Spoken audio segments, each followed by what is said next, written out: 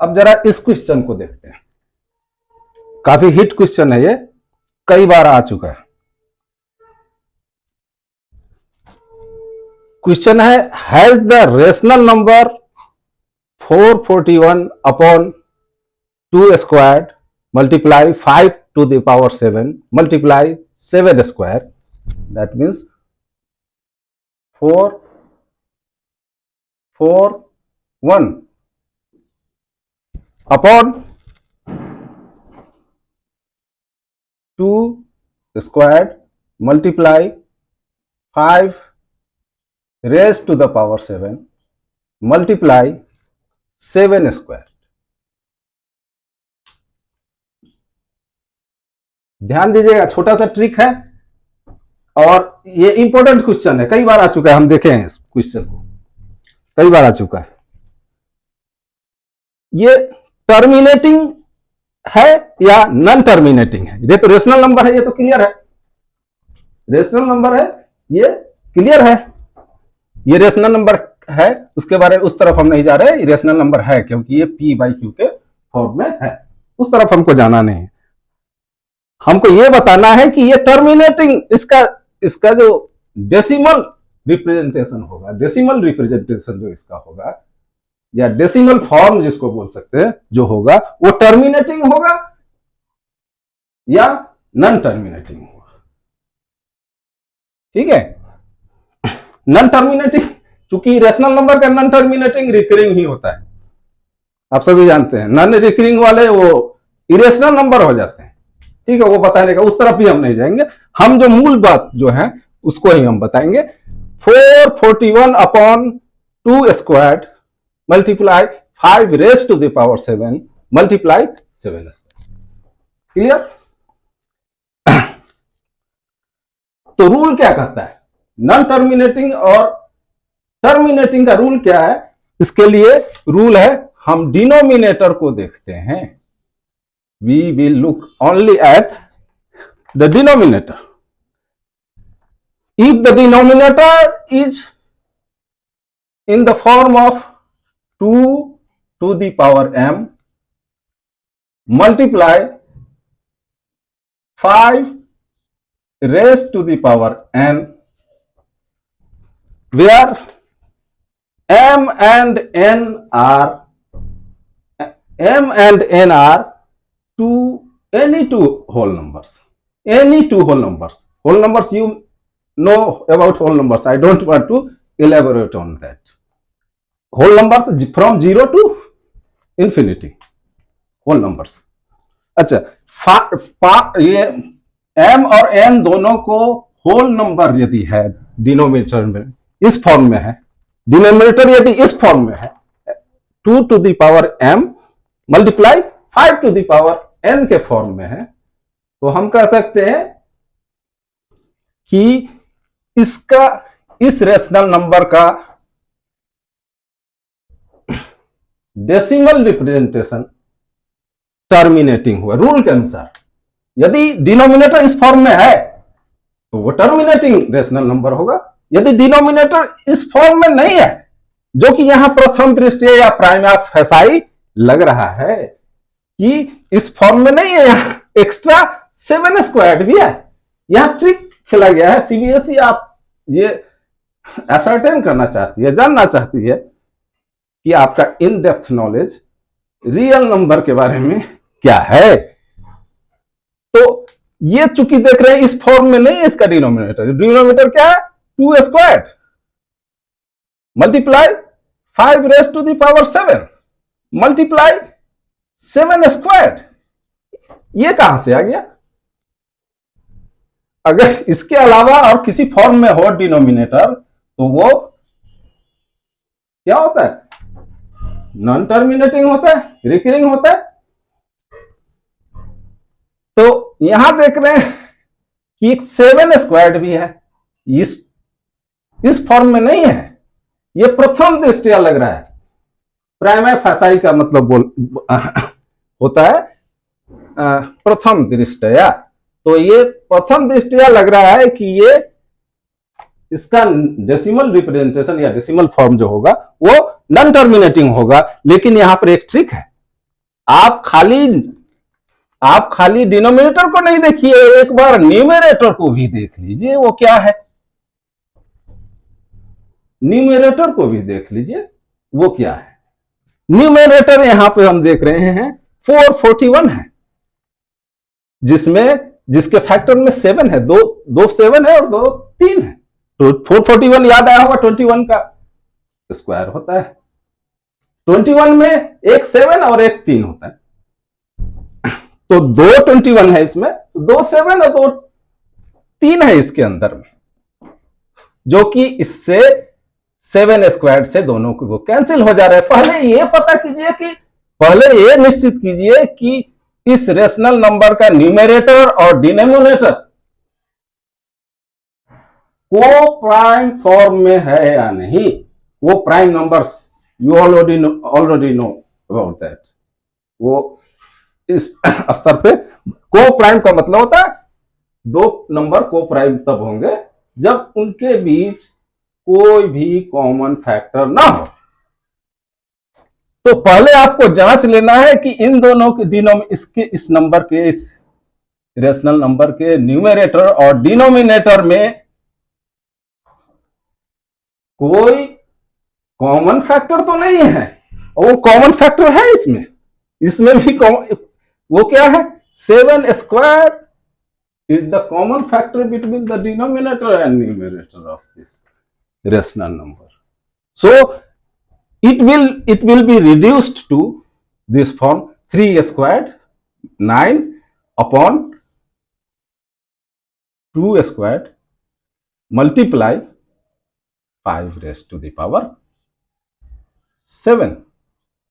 क्योंकि 7 स्क्वायर जो है ये यहां जो 7 स्क्वायर है इसके अंदर उससे एलिमिनेट हो जाएगा और ये वापस उसी फॉर्म में आ जाता है। इसका डिनोमिनेटर देख रहे हैं, ये दोनों होल नंबर है, 2 और 7 क्राइटेरिया को फुलफिल कर रहा है।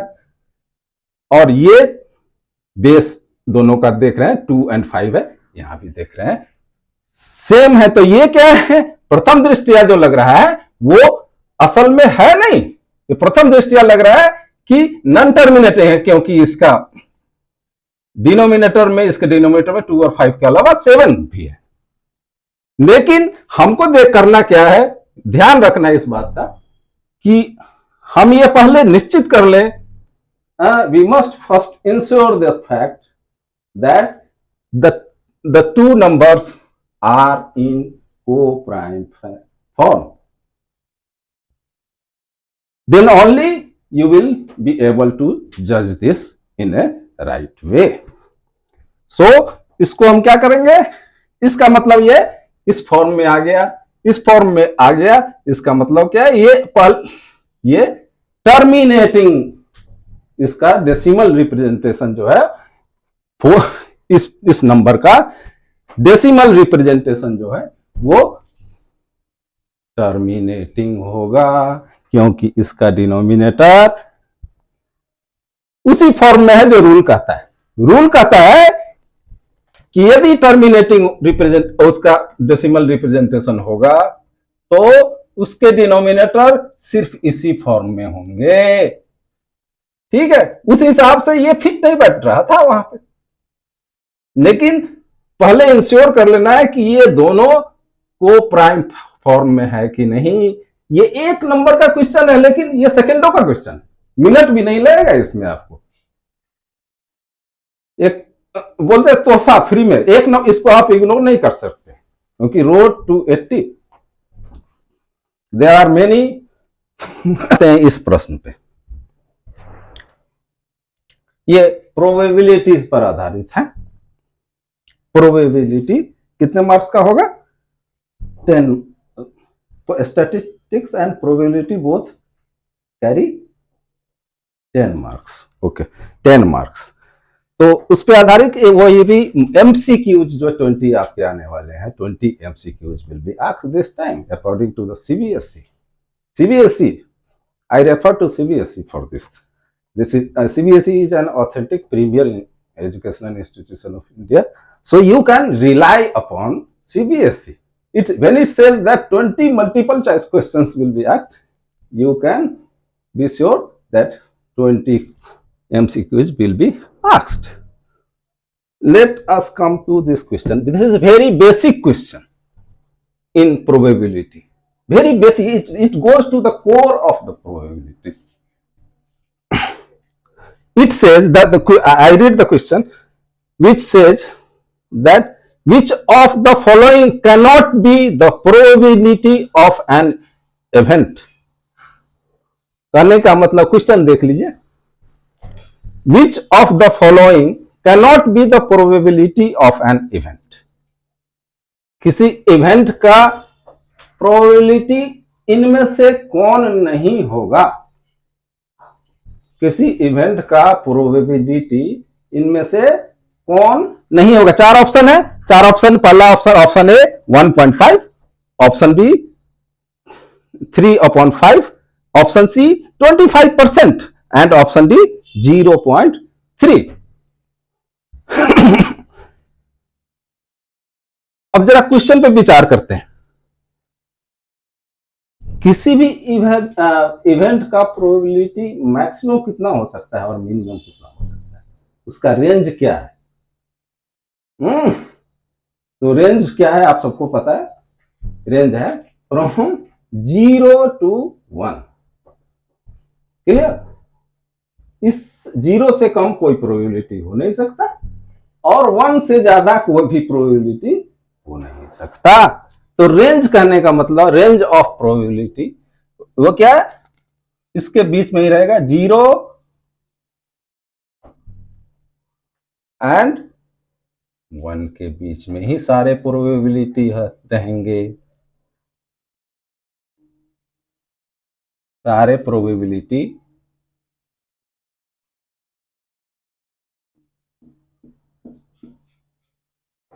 मस्ट लाई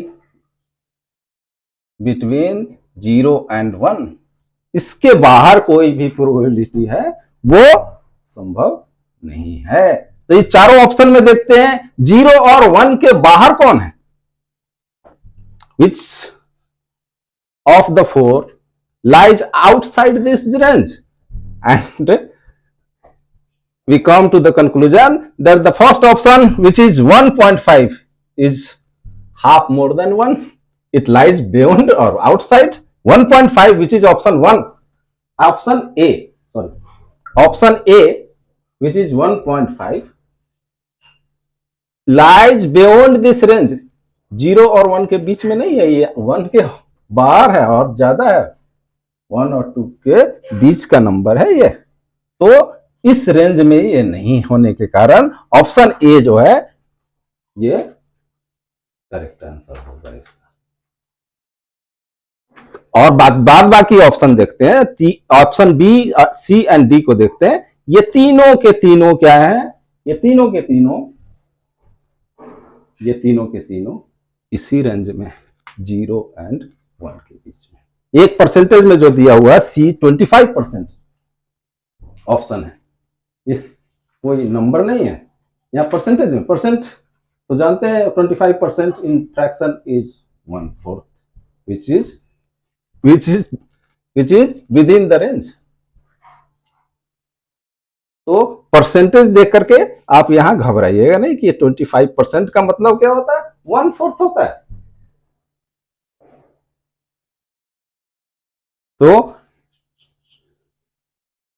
तो ये काफी बेसिक क्वेश्चन, इसलिए मैं कह रहा हूं कि सारे प्रोबेबिलिटी जितने भी, किसी भी इवेंट का प्रोबेबिलिटी 0 से कम नहीं हो सकता और 1 से ज्यादा भी नहीं हो सकता।